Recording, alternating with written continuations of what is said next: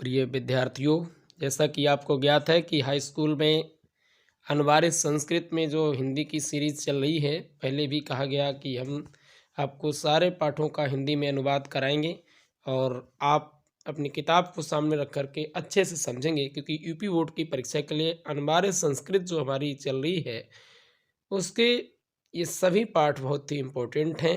तो आइए आज हम शुरुआत करते हैं उस पाठ की जो बहुत ही इम्पोर्टेंट है और इससे लास्ट ईयर पूछा भी गया है। कुछ श्लोक हैं, उनका अध्ययन करेंगे। पाठ का नाम है हमारा जीवन सूत्राणि, जिसका हिंदी में अर्थ होता है जीवन के सूत्र। अब बात करते हैं कि जो पाठ है जीवन का सूत्र, इसको पढ़ने से पहले थोड़ा सा जानकारी देंगे कि ये कहाँ से लिया गया है और ये किसका वार्तालाप है, कौन प्रश्न पूछता है। ये पूरा हमारा श्लोक इसमें दिए हुए हैं, प्रश्नोत्तरों पर आधारित श्लोक हैं। तो इसमें प्रश्न कौन पूछता है ये समझेंगे। तो ये कहानी हमारी महाभारत से ली गई है। महाभारत में जब पांडवों को 13 वर्ष का वनवास होता है, यानी 12 वर्ष का वनवास और 1 वर्ष का अज्ञातवास होता है, तो वो 13 वर्ष का वनवास हो जाता है। वनवास के दौरान ये पांचों पांडव माता कुंती और माद्री के साथ ये लोग जंगल में रह रहे होते हैं। तो इन्हें प्यास लगती है, पानी पीने के लिए जाते हैं। तो एक तालाब होता है जिनकी परीक्षा धर्मराज लेते हैं, उसको मायावी तालाब होता है। तो वहाँ एक एक करके चारों भाई मूर्छित हो जाते हैं। अंत में युधिष्ठिर जाते हैं, पानी पीने की कोशिश करते हैं। तो वहाँ यक्ष के द्वारा युधिष्ठिर से प्रश्न पूछे जाते हैं। उन्हीं प्रश्नों के का वार्तालाप यहाँ पर इन लोगों में किया गया था, उसका वर्णन यहाँ पर दिया गया है। तो आइए सबसे पहले हम समझते हैं पहले श्लोक को।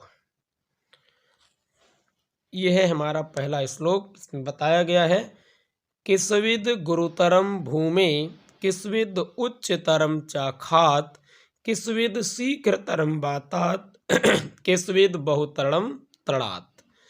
किस्विद गुरुतरम भूमे। अब किस्विद माने क्या या कौन, सेंस लगा सकते हैं, चाहे क्या लगा लें चाहे कौन लगा लें। किस्विद माने कौन है, गुरुतरम माने भारी, भूमे माने होता है पृथ्वी से, यानी पृथ्वी से भारी कौन है। किस्विद उच्चतरम चा खात, चा माने और, खात माने होता है आकाश से। किस्विद माने क्या, उच्चतरम माने ऊंचा, और आकाश से ऊंचा क्या है। यानी यक्ष ने पहले प्रश्न में पूछा कि भूमि से भारी कौन है और आकाश से ऊंचा कौन है। फिर पूछा किस्विद शीघ्रतरम बातात, किस्विद शीघ्रतरम बातात। किस्विद माने क्या, शीघ्रतरम माने तेज चलने वाला होता है, बातात माने होता है वायु से भी, और वायु से भी तेज कौन चलता है। फिर पूछा किस्विद बहुतरम तड़ात, और किस्विद माने क्या, बहुतरम कमजोर, तड़ात माने तिनके से भी ज्यादा कमजोर कौन होता है।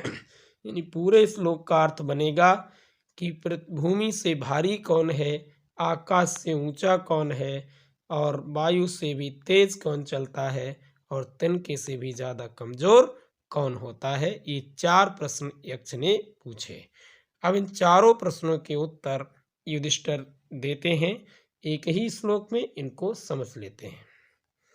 इन श्लोकों को समझते हैं। युधिष्ठिर ने क्या उत्तर दिया,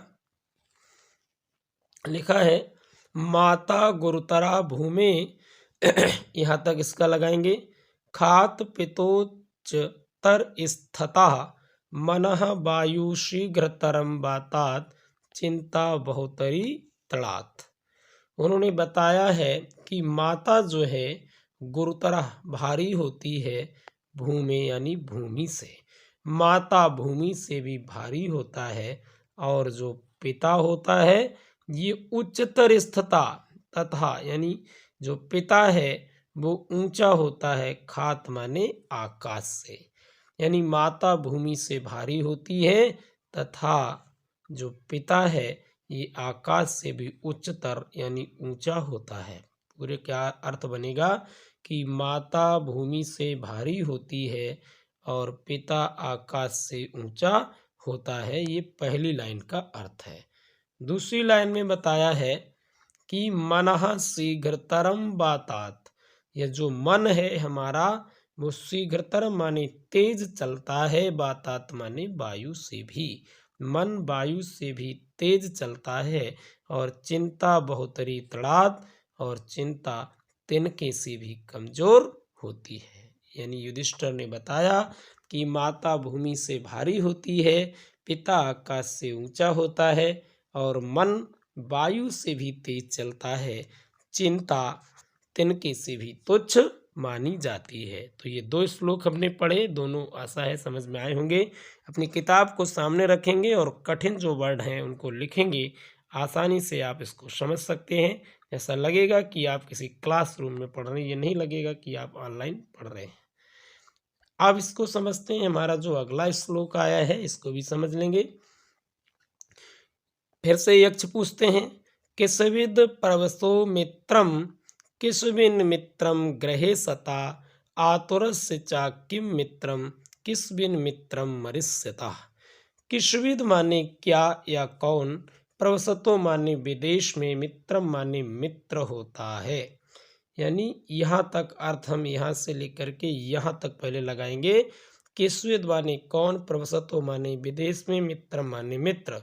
यानी विदेश में व्यक्ति का मित्र कौन होता है, और किसविन मित्रम गृहे सता, और घर में रहने वाले का मित्र कौन होता है। पहले में पूछा कि विदेश में व्यक्ति का मित्र कौन होता है, और दूसरी लाइन में पूछा है कि घर में व्यक्ति का मित्र कौन होता है, और फिर पूछा आतुरस्य मित्रम, आतुरस्य चा किम मित्रम, यहाँ तक। और चा माने और, आतुरस्य माने रोगी का मित्र कौन होता है।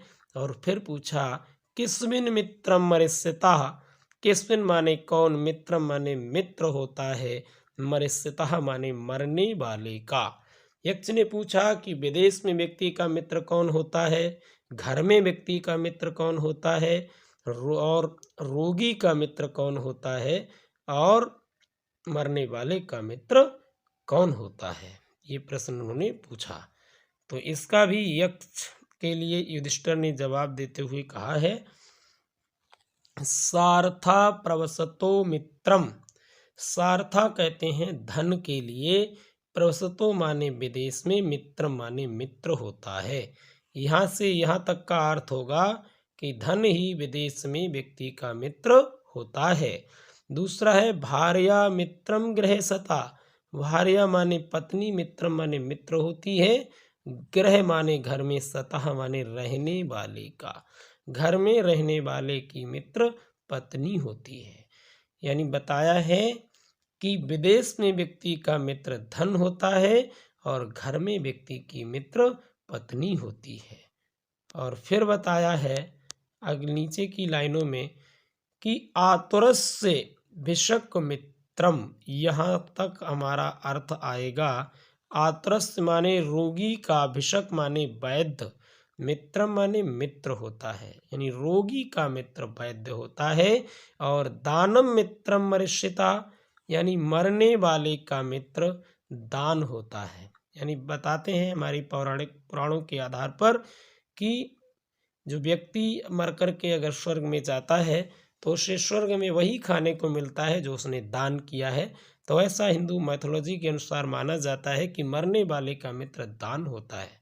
पूरे का अर्थ बनेगा कि विदेश में व्यक्ति का मित्र धन होता है, घर में व्यक्ति का मित्र उसकी पत्नी होती है, रोगी का मित्र वैद्य होता है, और मरने वाले का मित्र दान होता है। तो ये हमने इसको समझा, और आगे भी देख लेते हैं।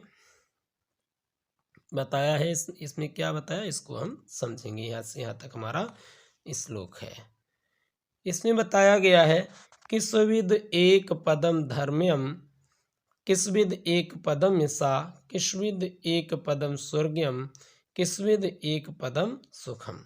यानी किसविद एक पदम, कौन सा एकमात्र स्थान है, धर्म्यम माने धर्म का, धर्म का एकमात्र स्थान क्या है, किसविद एक पदम यशा, और यश यानी कीर्ति से कहते हैं, प्रसिद्धि कहते हैं, यश का एकमात्र स्थान क्या है? किस्मिद एक पदम स्वर्गम, और स्वर्ग का एकमात्र स्थान क्या है? और किस्मिद एक पदम सुखम, सुख का एकमात्र स्थान क्या है?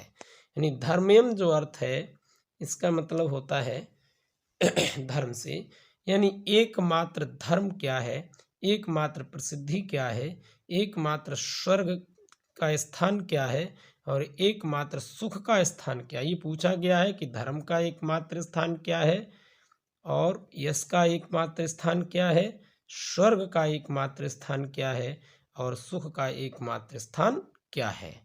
तो इसका उत्तर इन्होंने बताया है कि दाक्ष्यम, इसको समझेंगे, दाक्ष्यम एक पदम धर्म्यम।